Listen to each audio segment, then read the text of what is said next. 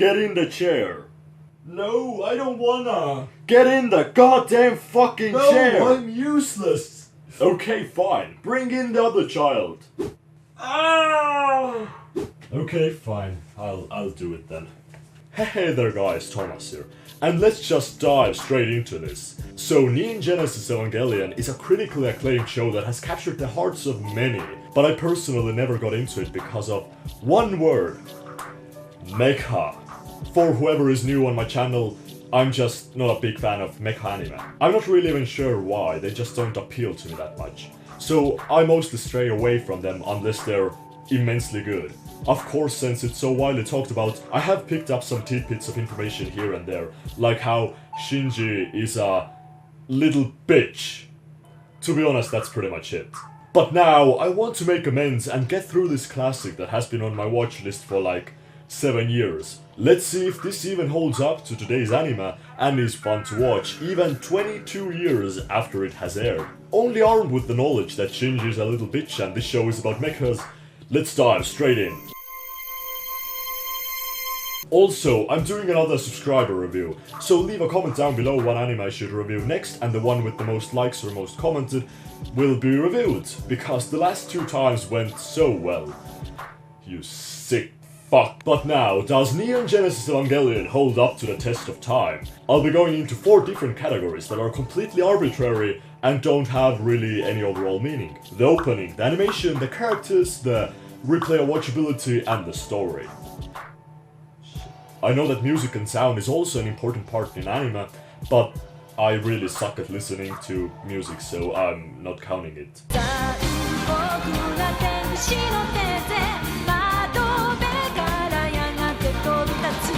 So the opening is an instant classic. I mean, yeah, well, I'm just confirming what everybody already knew for 20 years. Somehow though, I don't feel like it goes that well together with the tone of the show. Let me explain. So the opening is really like hyped up, fast-paced, cheerful music, but the show on the other hand is really slow-paced and has this mesmerizing story, so yeah, openings are really not my deal, so let's see if Mother Spaceman has covered it. What? He hasn't covered Neon Genesis Evangelion opening. Holy shit. Okay, I'm gonna try to do my best. So it has this really hardcore symbolism behind it, and it shows a lot of symbolism.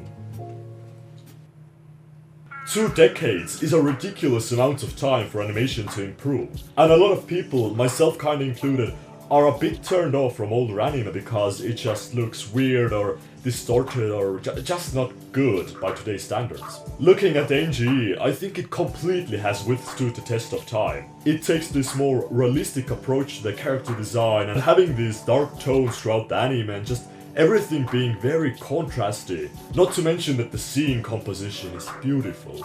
It's clear that a lot of time went into actually positioning the characters and setting all the little stuff up in a room to really bring out the lonely vibes. Even though it doesn't really make much sense. I mean, come on! Do you know how big that hospital room is? You could normally fit like 20 different people in there, and it's all for Shinji. That's not good room investment at all. They could use it for something better. And what's the point of having these insanely high ceilings everywhere? That's just a waste. But it looks amazing, and that's what matters. You were doing fine. What the hell, dude? No, I'm useless. Get in the goddamn chair, you little shit. You do care. Okay. Now, what can turn a lot of people off from watching this show are the characters. They aren't what you'd normally expect from anime. If you've been raised by the likes of Naruto or these happy, hype beasts who find pleasure in everything even after being tortured, they still keep on going and following their dreams, then this is kinda hard to get into because the main character gives up on life every time somebody says something even remotely not good to him. Shinji is a crybaby, but is it a bad thing? I would argue no. His personality makes him stand out, he doesn't feel like a cliched mess like a lot of the main characters, and it's not that over the top that it becomes unbelievable. He never crosses the border of being too big Who am I kidding? He's the extremist bitch out there. But still, I can kinda see what he's going for. Now, on the other hand, Hey, why so gloomy? I'm the most popular girl in school. You should appreciate your good fortune.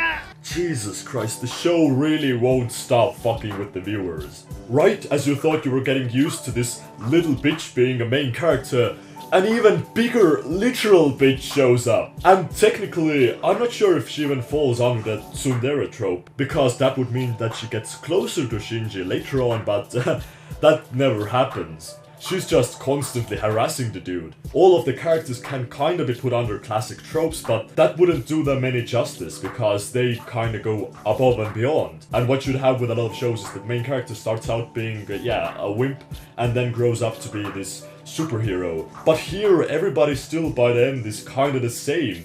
They have changed, but not that tremendously. In a way, this is even more believable. 見物料よ。安いもんでしょ。待て、そんなもんこっちも見せたら。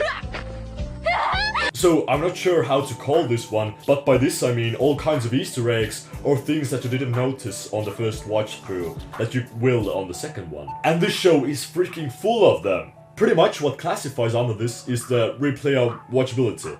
So with shows like Sword Art Online, Free, you can watch them once and there really isn't that much more to discover the second time. Not saying that something like that actually makes the show bad, no, it's just that you get the gist of the show after one watch through and that's it. There just isn't much point to going back.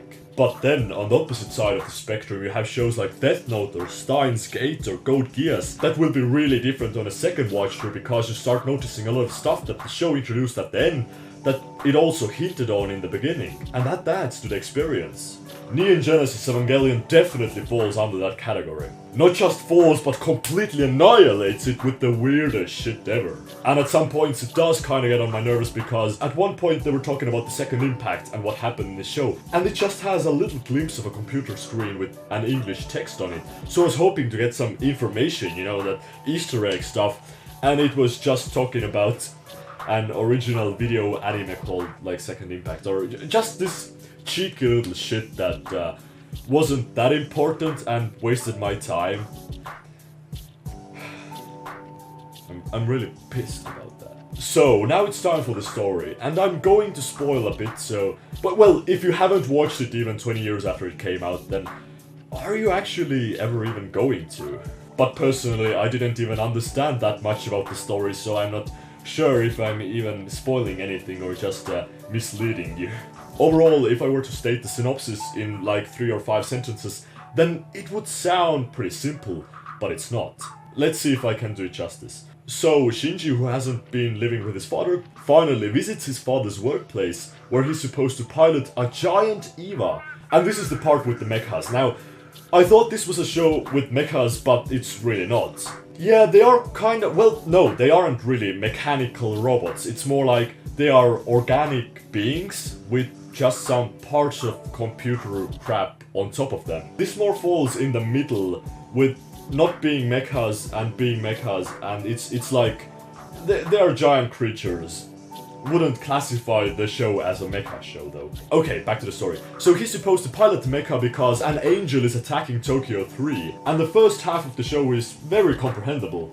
Angels appear, Shinji fights them, while bitching about literally everything. Any single time something remotely gets in his way, it's over for him. At least 5 minutes of contemplation and thinking about life until he moves on and does the thing that he's supposed to do in the beginning. So yeah, he fights the angels, then a little later Asuka shows up and bitches about Shinji every single possible time she can. It's like, Shinji, oh you tripped and fell, you're such a little bitch, oh you're apologizing, and then they both fight against the angels, and then Rei shows up and all 3 fight against the angels, and now we're at episode 20 where things got really weird. We start to get a closer look into the past because this is kind of the future where everything was already blown up and 2 events have happened that kind of almost eradicated the whole humanity, but we really don't know what happens except that something happened with the angels, and then we kind of start getting hints about what the angels are, what the EVAs are, how they are piloted. It's just cramming so much stuff into everywhere while Shinji is bitching all the time. And finally, at the end when they have defeated all of the angels, there's just 2 episodes of complete randomness, like holy shit. For me personally, the last 2 episodes can fuck themselves. It's like they're a complete separate entity in itself. You have the normal story and then the 2 episodes are just like... what? It's this full-on philosophical mind trip inside Shinji's head that tells us nothing about the story that happened. It's just a complete trip, yeah, that's all. It kind of made it seem like everything happened inside his head and that he could control every outcome, or like the whole world was just he's to deal with or something. But thankfully, the people who made it realized that the last episodes don't make any sense and just created a film called The End of Evangelion, which takes off where the show should have ended.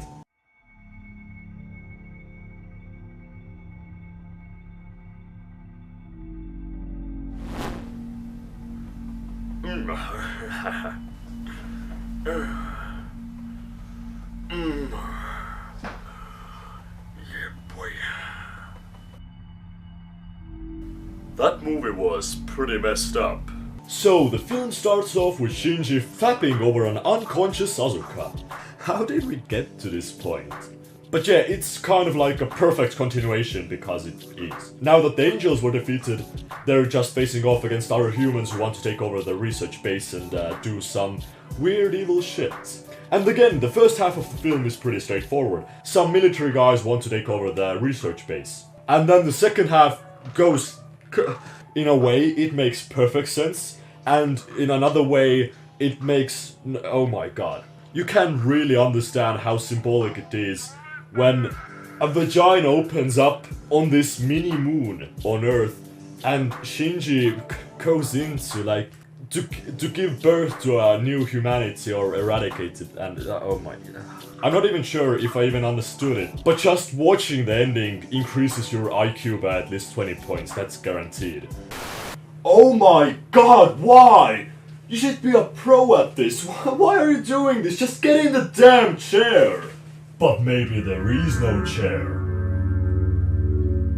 Maybe the show is good, maybe it isn't. But what really even is good at this point? I'm trying to understand and rate this show, but in actuality, I'm comparing it to all kinds of anime that I've seen before to just understand where it could land on the scale. Was this entire video a look into why Neon Genesis Evangelion is still worthwhile to look at today? Or was this just an average review video disguised under a different name to appeal to a more wider audience to get more views? Yeah, it's a good show, it's still worth watching, 9 out of 10. And don't forget to leave the review that you want me to review down below, so